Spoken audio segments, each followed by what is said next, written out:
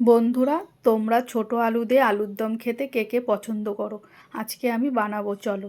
তো তার জন্য প্রথমে আমি আলুগুলোকে জলের মধ্যে দিয়ে 1 চামচ নুন দিয়ে একটা ঢাকনা দিয়ে ঢেকে সেদ্ধ করে নেব। এদিকে আমি কড়াইতে কিছুটা সর্ষের তেল গরম করে নিয়েছি, আর ফোড়নের জন্য নিয়েছি গোটা গরম মশলা আর 2টো শুকনো লঙ্কা। এবার এর মধ্যে দেব আমি আদা, চালমগজ আর কাজু বাদাম বাটা দিয়ে মশলাটাকে একটু কষিয়ে নেব। তো কষানো হয়ে গেল। এবার দেব এর মধ্যে জিরের গুঁড়ো, ধনের গুঁড়ো, আর দেব চিনি আর লাল লঙ্কার গুঁড়ো, দেব হলুদ আর নুন দিয়ে সমস্ত কিছুকে আমি আবারও ভালো করে একটু কষিয়ে নেব। তো দেখো কষানো হয়ে গেছে।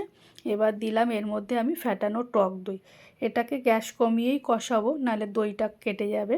তো দেখো কি সুন্দর কালার হয়েছে আমার, আর মশলাটাও কষানো হয়ে গেছে। এবার এর মধ্যে দেব আমি সেদ্ধ করে রাখা আলুগুলোকে দিয়ে বেশ খানিকক্ষণ আমি কষিয়ে নেব।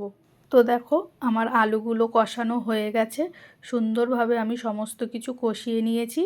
এবার দেব আমি এর মধ্যে পরিমাণ মতন জলটাকে দিয়ে একটু নাড়িয়ে চাড়িয়ে নিয়ে 10 মিনিট রান্না করে নেব। তো দেখো 10 মিনিট পর আমার ঝোলটা প্রায় রেডি হয়ে গেছে। একটু নাড়িয়ে চাড়িয়ে নিলাম।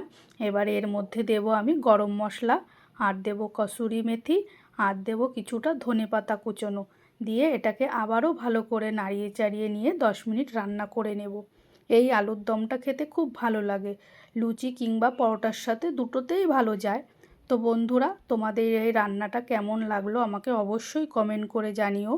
আর রান্নাটা যদি তোমাদের ভালো লেগে থাকে অবশ্যই একটা লাইক শেয়ার করো। আর হ্যাঁ, সাবস্ক্রাইব করতে ভুলো না কিন্তু। টাটা।